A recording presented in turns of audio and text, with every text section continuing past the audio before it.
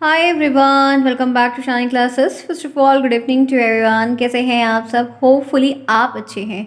हम यहाँ पर थर्ड सेमेस्टर की क्लास स्टार्ट कर रहे हैं और आपका सेम वही पैटर्न, वैसे ही पेपर्स, चीज़ें हैं। कुछ चीज़ें नई आपकी चेंज होंगी और जो आपका साइंस है, हिंदी है, सोशल साइंस है, मैथ है, लेवल एक्सटेंड होगा, बढ़ेगा। चीज़ें रहेंगी वही जो हमने 10 तक पढ़ी। आपको ऑलरेडी 2 सेमेस्टर आपने दे लिया। रिजल्ट आपका जब भी होगा आगे चल के पता चलेगा, होली तक रहेगा लगभग। फिलहाल आपको अपनी तैयारी करनी है और आप लोग के जो सीटेट के एग्ज़ाम थे वो भी हो चुके हैं। तो अब हम लोग थर्ड सेमेस्टर की क्लास को स्टार्ट कर रहे हैं। 1 बाय 1 करके आपकी ये क्लास मैं यहाँ पर कंडक्ट कर रही हूँ और जितनी भी चीज़ें होंगी 1 बाय 1 करके आपको कराती जाएंगी। तो आज की जो क्लास है ये शुरुआत हमारी काफ़ी दिनों बाद से हम कर रहे हैं। हम लोग आप पेपर देने के बाद से स्टार्ट कर रहे हैं। तो कोशिश रहेगी कि जल्द से जल्द कोर्स को कवर किया जाए और उतनी ही लिमिटेड पॉइंट्स पे नज़र दौड़ाई जाए जितना हमें काम आएगा या हम उसको पढ़ाई करेंगे, उस पर काम करेंगे। ठीक है, तो आप जुड़े हैं हमारे साथ। यहाँ पर हम मिलते हैं, बहुत समय से मिल रहे हैं और एक नया सेशन फिर शुरुआत कर रहे हैं जहाँ पर हम फिर से मिलेंगे। आप जुड़े हैं मेरे साथ, मैं हूँ शालिनी। सभी का स्वागत है शालिनी क्लास। तो प्लीज़ चैनल को सब्सक्राइब करिए, दोस्तों में शेयर करिए, लाइक करना बिल्कुल नहीं भूलिए। आइए देखते हैं आज की बढ़िया क्लास। आपके जो सिलेबस है, आपके सिलेबस में जितनी भी चीज़ें हैं वो मैं आपको 1 बाय 1 करके समझाऊंगी, बताऊंगी, दिखाऊंगी। आपको सब कुछ समझ में आएगा, उसके लिए बिल्कुल परेशान नहीं होना है। आपको चीज़ें पता है, सिलेबस आपने ऑलरेडी देख भी रखा है। मैंने टेलीग्राम पर सभी सेमेस्टर के सिलेबस दे रखे हैं, तो वो आपके लिए काफ़ी हेल्प करेंगे। आज हम जो क्लास यहाँ पर देख रहे हैं वो है मापन एवं मूल्यांकन। शैक्षिक मूल्यांकन आपका पेपर, जिसका सिलेबस मैंने आपको ऑलरेडी दिखा रखा है, बताया, उनका टॉपिक है और उनकी क्लास हम यहाँ पर शुरुआत करेंगे। तो तैयार हैं आज की इस क्लास के लिए? आइए चलते हैं, देखते हैं कि इस सेशन में क्या है। मैं इस बार आपको उतनी ही बातें बताऊंगी, उतनी ही हम क्लास करेंगे जितना आपके लिए बहुमूल्य होगा।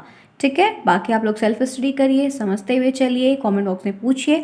जितना होगा उतनी आपकी हेल्प की जाएगी। आपकी जो क्लासेस का टाइम है वो 10 PM पर रखा जा रहा है। 10 PM पर आपकी क्लास होगी। समर्स आ रहे हैं, कोई बहुत जल्दी नहीं। आप लोग अपना काम दिन भर करिए, अपनी पढ़ाई करिए। 10 PM पर क्लास ज़रूर अटेंड करिए। ठीक है, चलिए।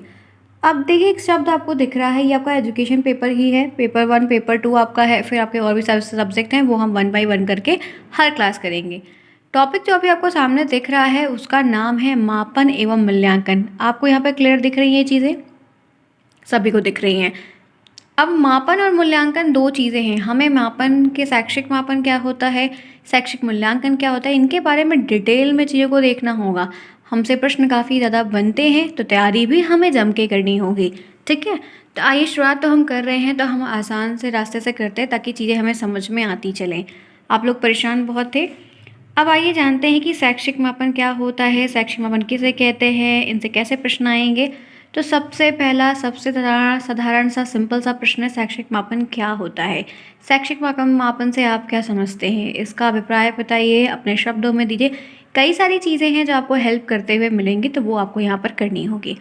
शैक्षिक मापन का अर्थ होता है, या देखिए, आपको मैं सिर्फ चीज़ें समझाऊंगी, लिखना आपको अपने अकॉर्डिंग है, ना कि आपको जो है किताबी चीज़ों को लिखना है। जी नहीं, वहाँ पर हम भूल जाते हैं, आप लोगों ने खुद कहा है। तो मैं सिर्फ आपको हेल्प करूँगी, हिंट दूंगी, गाइड करूँगी, आपको अब लिखना अपने आप से है। तो शैक्षिक मापन का अर्थ होता है कि शिक्षा के क्षेत्र में मापन का प्रयोग करना। जैसे जैसे वेट लॉस करते हैं लोग, तो हम लोग की आदत क्या होती है, हम लोग वेट लॉस करते हैं, उसके बाद जाके उसको चेक करते हैं, घटा कि नहीं घटा, घटा कि नहीं, देखते हैं कि नहीं देखते। वेटिंग मशीन आती है, वेइंग मशीन आती है।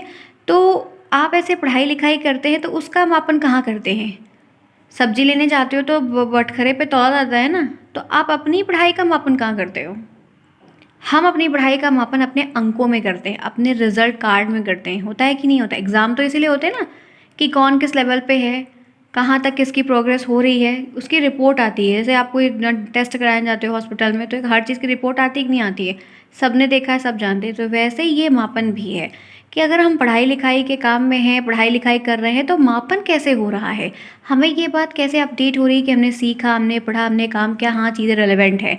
तो आपको ये ध्यान रखना है कि शैक्षिक मापन का अर्थ होता है कि शिक्षा के क्षेत्र में मापन का प्रयोग करना। पढ़ाई लिखाई के क्षेत्र में, एजुकेशन सिस्टम के वर्ड में आप उस एरिया का मेज़रमेंट का यूज़ करो कि आपको कैसे चीज़ों को, आपने क्या पढ़ा, कितना पढ़ा, कैसे पढ़ा, किस लेवल तक एक्सटेंड किया, कहाँ तक आप ग्रैप्स कर पाए, उन चीज़ों को एनालिसिस करना, उन चीज़ों पे समझना। ठीक है, यहाँ तक क्लियर? शिक्षा के क्षेत्र में मापन का प्रयोग करने का केवल यह तात्पर्य नहीं है कि शिक्षार्थी द्वारा परीक्षा में प्राप्त अंकों के आधार पर उसका मापन करें। ये गलत है, क्योंकि कुछ बच्चे चीटिंग कर लेते हैं, कुछ बच्चे किसी चीज़ को रट के चले जाते हैं, या किस बच्चों की किस्मत हो जाती है उस दिन वो चीज़ उनके हिस्से में हो जाती है, कह सकते हैं। इसके बेस पे जज नहीं कर सकते हैं, समझ रहे हैं? हम इनके बेस पे एनालिसिस नहीं कर सकते हैं। तो वही चीज़ यहाँ पर है कि शिक्षा के फील्ड में, पढ़ाई लिखाई के एरिया में मापन का प्रयोग करने का केवल ये तात्पर्य नहीं है कि हमको किसी बच्चे को 10 आउट ऑफ 10 मिल गया तो वो बहुत अच्छा है, किसी को 10 आउट ऑफ 5 मिला तो अरे बेकार। नहीं, उसके अंदर दूसरी चीज़ें हैं, उसके अंदर दूसरी चीज़ें। तो यहाँ पर आप ये तो कह सकते हैं कि शिक्षार्थी के अन्य पहलुओं का भी मापन होना बहुत ज़रूरी है। बहुत सारी चीज़ें हैं, उनके और भी जो फैक्टर्स हैं, उनकी और भी जो स्किल्स है, उनको भी एनालिसिस करना, उसको भी देखना, समझना, वो भी बहुत ज़रूरी होता है। तो कह सकते हैं कि शैक्षिक मापन का लक्ष्य शिक्षा के हर पहलू का मापन करना बहुत ज़रूरी। शैक्षिक मापन में सिर्फ हिंदी का पेपर है तो हिंदी की कॉपी चेक कर लो, हिंदी में देख लो क्या कैसा है, मैथ का है मैथ, जी नहीं, ऐसा नहीं है। हर फील्ड को देखना, क्योंकि हम जैसे जैसे बढ़ते हैं, एक बार एक साल में आए तो बहुत कुछ सीखा, सेकंड साल में सेकंड क्लास में आए और कुछ सीखा, थर्ड में आए दूसरा कुछ सीखा, फोर्थ में आए दूसरा। तो हम लेवल जब हमारा बढ़ रहा है, हमारी सीखने की क्षमता बढ़ रही है, कोर्स बढ़ रहा है, बुक बढ़ रहा है, चीज़ें बढ़ रही, तो हमारा जो एनालिसिस है वो भी तो हर फील्ड में अलग अलग होगा ना। एक साथ तो सब में हम 10 आउट ऑफ 10 हो नहीं सकते।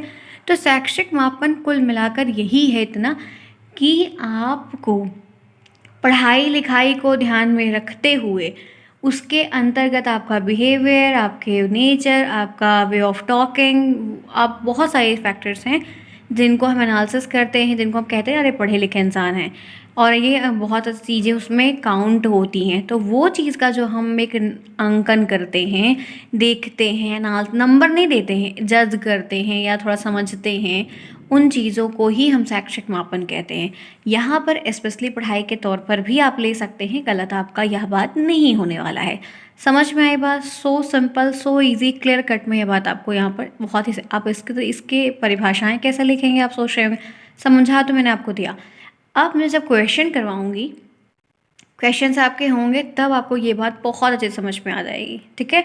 तो उसके लिए आप नहीं परेशान होइएगा, वो मेरा काम है, मैं करवा दूँगी। यहाँ तक क्लियर है?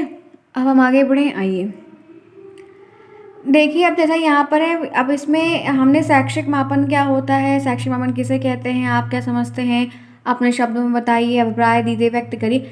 ऐसी चीज़ें आती हैं, ठीक है? ऐसी चीज़ें आती हैं तो हमें ये चीज़ों को ध्यान में रखते हुए काम करना होता है। बट ये है कि हम और भी चीज़ों को देखते हैं, जैसे मापन का अर्थ क्या है, मापन की अर्थ बताइए, मापन के अर्थ से आप क्या समझते हैं, उसकी परिभाषा बताइए। ऐसे कई सारी चीज़ें हैं जो अलग अलग टर्म में आपसे पूछी जाएंगी। आपने पेपर दे के ऑलरेडी बहुत कुछ सीख लिया है, समझ लिया है कि कैसे प्रश्न आपको आते हैं। कभी अति लघुत्तरी में पूछेगा, कभी लघुत्तरी में पूछेगा, कभी आपको बहुविकल्पी में पूछेगा। तो हमें उस हिसाब से प्रिपरेशन करनी है, समझ रहे हैं ना आपको? तो यहाँ पर है कि मापन का अर्थ क्या है। कभी कभी इस मापन के अर्थ को आपको बहुविकल्पी में भी अलग अलग ऑप्शन देके पूछ लेता है, तो वो भी आपको ध्यान में रखना होगा। मापन का अर्थ होता है या हुआ किसी वस्तु या मनुष्य आदि के विभिन्न पहलुओं का मान प्राप्त करना। जो अलग अलग चीज़ें हैं, थिंग्स हैं, और कह सकते हैं कि बहुत सारे अलग अलग फैक्टर। पहलू का मतलब क्या है, विभिन्न फैक्टर। आप में बहुत सारे फैक्टर आते हैं, आप में नहीं, हम सब में आते हैं। हम सब ह्यूमन नेचर कुछ एक जैसे ही चीज़ें हैं। तो यहाँ पर कैसे हो रहा है, कैसे सब एक जैसा काम करते हैं, हम लोग बहुत सारी बातें करते हैं तो ये सेम निकलता है ना कि अच्छा नहीं हमारे यहाँ भी होता है, आपके यहाँ भी। तो वही चीज़ यहाँ पर है कि मापन का अर्थ किसी वस्तु या मनुष्य आदि के विभिन्न पहलुओं का मापन, मान प्राप्त करना, एक एग्जैक्ट फिगर आउट करके देखना या अप्रॉक्स एस्टिमेट को निकालना।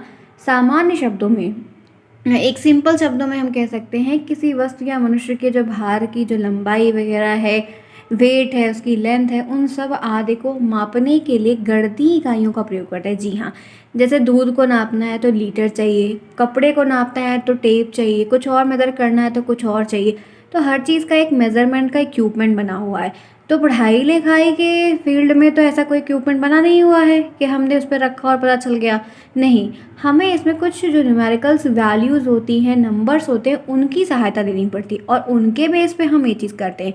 मतलब क्या है कि अंकों का प्रयोग करते हुए जिनके द्वारा हम सही मापते हैं, मान बता पाते, एग्जैक्ट अप्रॉक्स वैल्यू तक पहुंच पाते हैं, इसी प्रकार की क्रिया को मापन कहते हैं।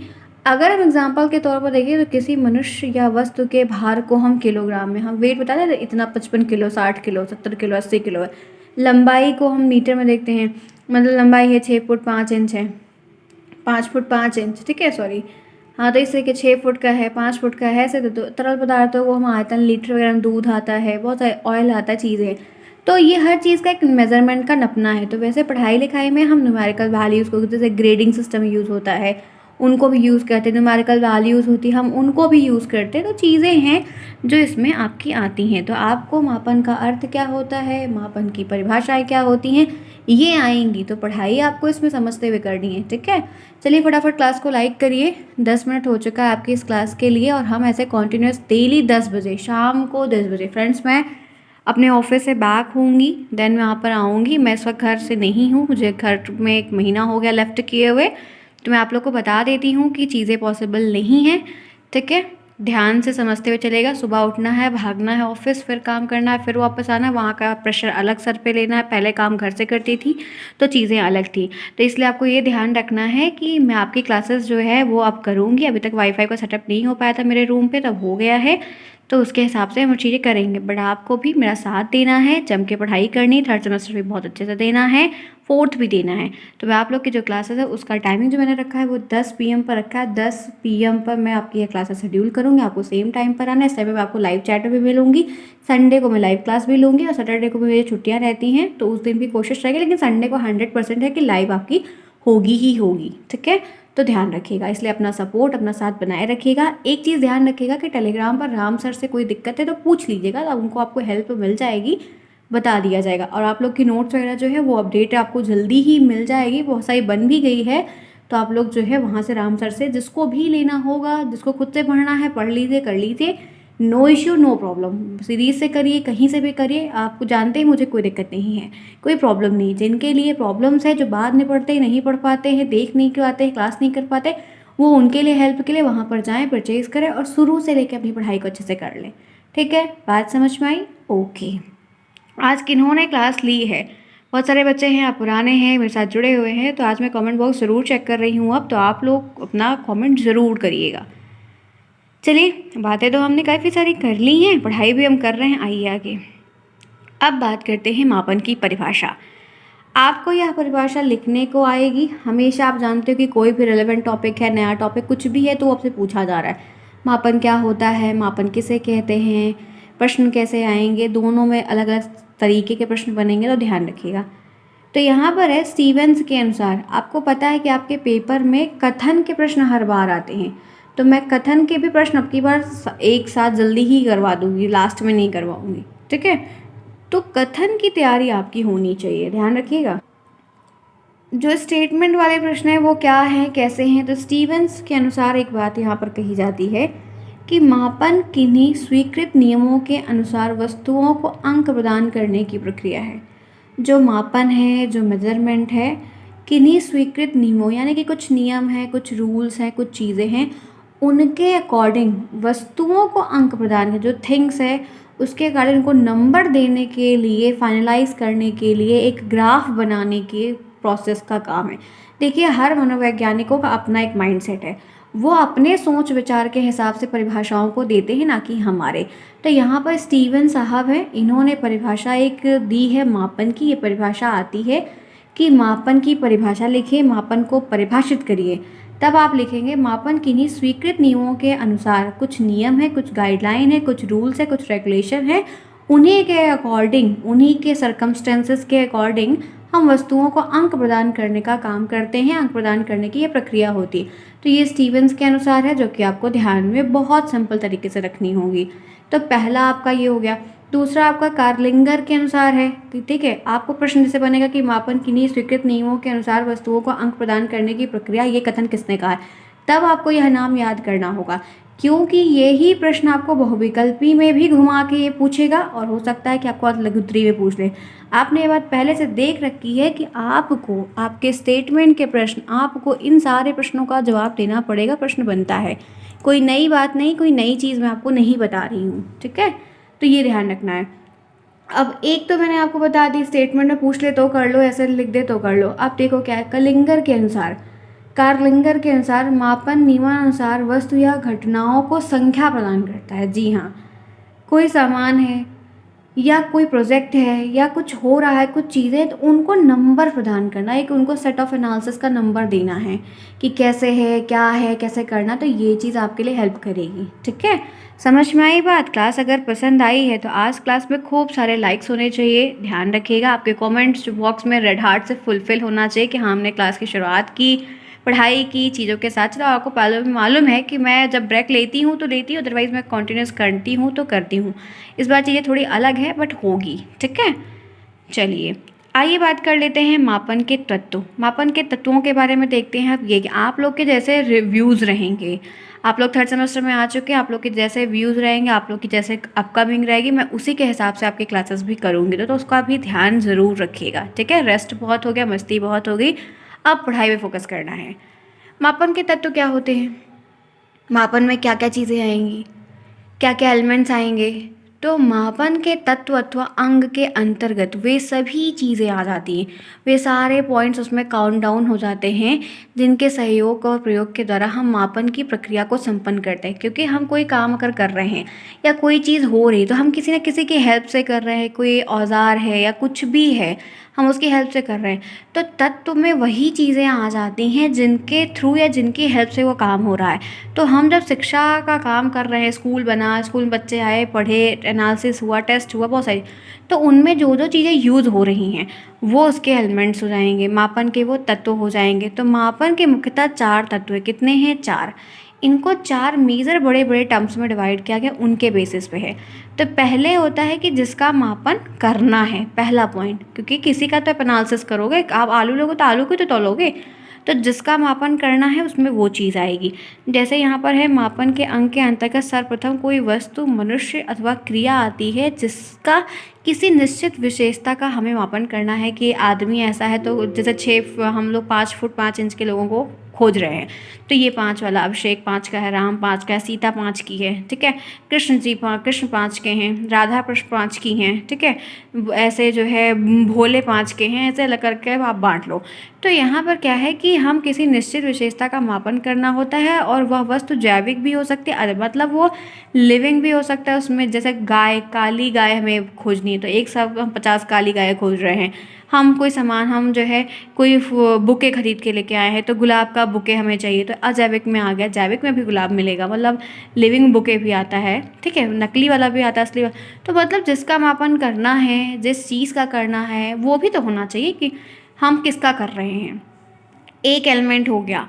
दूसरा है निश्चित विशेषता, उस वो फिगर आउट होना चाहिए कि हमें क्या चाहिए, वस्तु, मनुष्य अथवा क्रिया की वह विशेषता जिसका हमें मापन करना है, क्या नहीं है, किसके बारे में है, इन सब चीज़ों को देखना, समझना, बात करना, उनकी विशेषता को फाइंड आउट करना, उनके बेसिस पे है।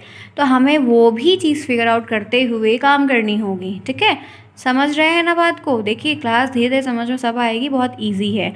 तो 2 पॉइंट हो गए। उपकरण और विधि, किसी वस्तु या मनुष्य तथा क्रिया की विशेषता को मापने के प्रयोग में लाया जाना जो उपकरण, मतलब कोई चीज़ नाप रहे हो तो आप जो जैसे मेज़र कर रहे हो, टेप ले रहे हो, लीटर वगैरह ले रहे हो, या तराजू वगैरह जो भी आप ले रहे हो, उपकरण या कोई तरीका फॉलो कर रहे हो।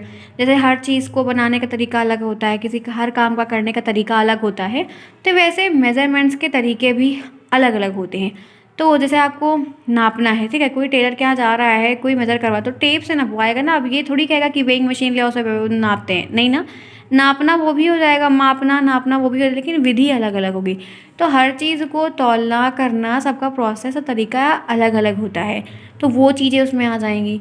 एक मापन करता है, मतलब कि व्यक्ति विशेष जो किसी वस्तु, मनुष्य अथवा क्रिया की विशेषता का मापन करता है, उसको हम मापनकर्ता कहते हैं। कि हम उनमें चीज़ों को मेज़र कर रहे हैं, उनमें चीज़ों को हम एनालिसिस कर रहे हैं, देख रहे हैं, समझ रहे हैं। तो मापनकर्ता की यह विधि जो है, तरीका, वो आपको बढ़िया तरीके से ध्यान में रख, एक होना चाहिए जिसका मापन हो रहा है, एक एलिमेंट।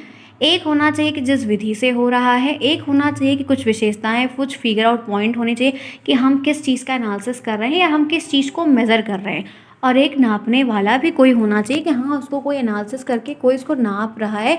अदरवाइज़ हम यूं ही मेहनत करते जा रहे हों और चीज़ें कुछ पता नहीं चल रही, तो ऐसे मेजरमेंट्स भी तो नहीं करने हैं ना हमें। समझ रहे हैं बात को? हमें ऐसे मेजरमेंट्स भी तो नहीं करने हैं, हमें प्रॉपर तरीके से हर चीज़ को करना है, सेटअप करते हुए, देखते हुए चलना है। हमें ऐसे काम थोड़ी करने हैं कि हमें वो चीज़ समझ में ही ना आए कि एक्चुअल में हम क्या कर रहे हैं।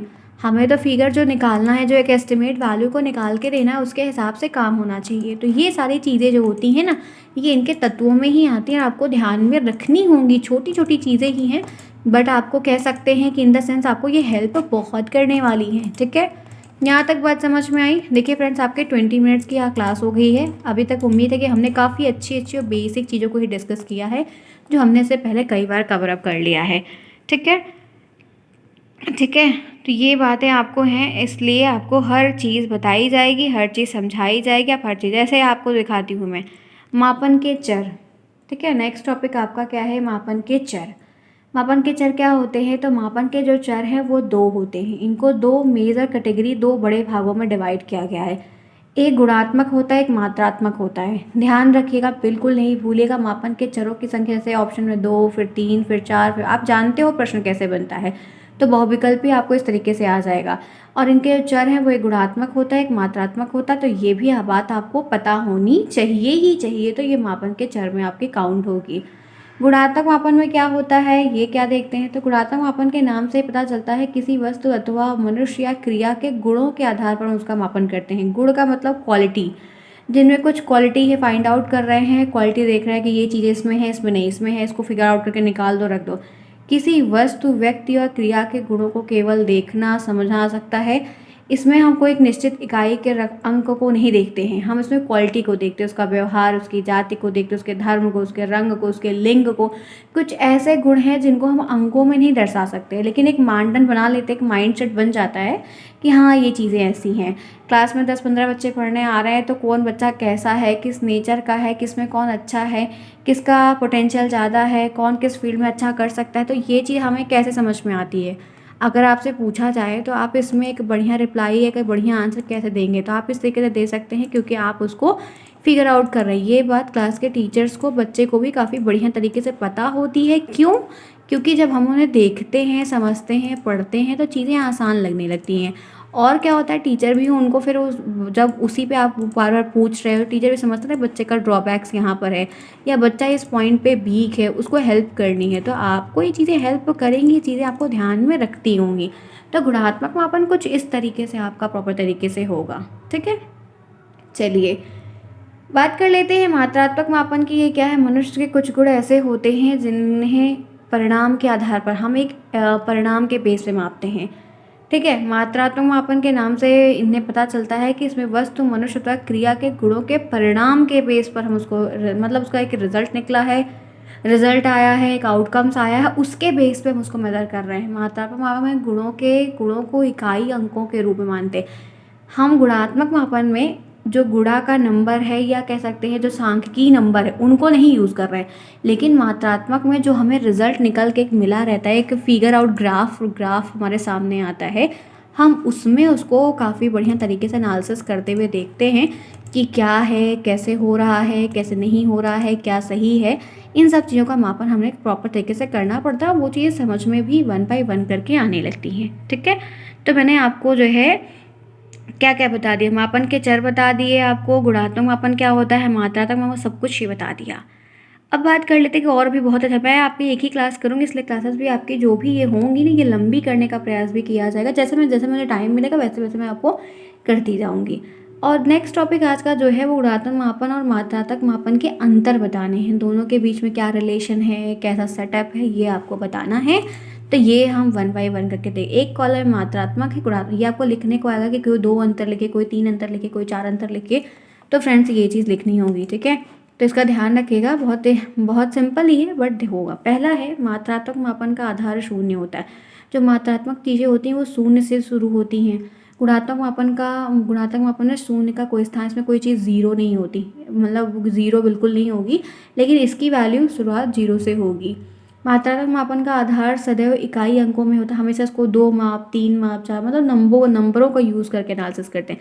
लेकिन इसमें ऐसा कोई भी नहीं होता है, इसमें हम मानदंड, एक क्राइटेरिया देखते हैं, बट ऐसा कुछ भी नहीं रहता है कि नहीं नंबर दे दो, 5 नंबर, 6 नंबर, 8 नंबर, 10 नंबर दे दो, जी नहीं, ऐसा मापन नहीं करते हैं। ठीक है, समझ रहे हैं ना, बात समझ में आ रही है? उम्मीद तो है कि मैं आप लोग को बहुत ही प्रॉपर तरीके से गाइड कर रही हूँ और आप बहुत ही प्रॉपर तरीके से समझ रहे हैं। जितना हो सके समय के साथ सभी बच्चे आएँ और क्लास को अब ज़ोर शोर से अपनी तैयारी में लगें और पढ़ाई भी अच्छे से करें, क्योंकि क्लासेस अब आपकी होंगी तो चीज़ें आपको समझ में भी आने लगेंगी। ठीक है। फिर आपका देखिए मात्रात्मक मापन में इकाई अंक सदैव सर्वमान्य होते हैं। ठीक है। लेकिन इसमें कोई नहीं है कि मान्य ही हो, मैंडेटरी हो। मात्रात्मक मापन में किसी यंत्र पर समान इकाई का मान या परिणाम को ध्यान में रखा जाता है, लेकिन गुणात्मक में ऐसी कोई इकाई वगैरह नहीं होती, हम सिर्फ देखते और एनालिसिस करते हैं। मात्रात्मक मापन में उदाहरण है किसी की लंबाई, भार, एक स्थान से दूसरे स्थान की दूरी वगैरह निकालते हैं। तो जहाँ पर ऐसे कुछ हमको बात दिखानी है वहाँ पर मात्रात्मक होगा। जहाँ पर किसी की आईक्यू का टेस्ट लेना है, उसकी वृद्धि का, अपब्रिंगिंग का, उसके वैसे कोई टेस्ट लेने हैं या ऐसा कुछ अलग तरीके से जांच करना है तो वो गुणात्मक में आएगा। ठीक है। ये आता है डिफरेंस लिखने को, इसीलिए यह चीज़ मैं आपको करवा रही हूँ, इसका ध्यान रखिएगा। ठीक है। ऐसे ही नहीं हो रही ये चीज़ें, इतना मत समझिएगा। आपको प्रॉपर तरीके से बताया जाए तो इसका मतलब उसके पीछे लॉजिक है कि आपको प्रश्न मिलेगा, 100% आएगा। ठीक है। चलिए फिर, मुझे उम्मीद है कि मैंने काफ़ी बढ़िया तरीके से, वैसे मैं अपना प्रयास तो 100% करती हूँ और समझाया भी आप लोग को बहुत प्रॉपर तरीके से। ऐसे ही आपकी क्लासेस होती रहेंगी। आप लोग अपना फीडबैक मेरे साथ ज़रूर दीजिएगा, समझिएगा, देखते हुए चलिएगा। समझ में आपको सब कुछ आता जाएगा, आपको समस्या नहीं होगी। हाँ, ये है कि आप लोग जैसे कोई चीज़ पढ़ रहे हैं, देख रहे हैं, समझ रहे हैं, तो आप लोग उसको डेली बेसिस पे पढ़िए, उसको डेली बेसिस पे करिए, तब चीज़ें आपके लिए ईजी होंगी। तो चलिए फ्रेंड्स, फिर आज की ये क्लास और ये शुरुआत हमारी जो सब्जेक्ट को लेकर हुई, हमने उनमें काफ़ी कुछ डिस्कस किया, काफ़ी लंबी क्लासेस भी की। होपफुली आप सभी को अच्छा लगेगा। अपने टाइम पर आइए, सभी बच्चों को टाइम बताइए, टेलीग्राम को ज्वाइन करिए, फिर से पढ़िए, एंजॉय करिए। मिलते हैं फिर नेक्स्ट में, तब तक के लिए take care, bye bye, best of luck.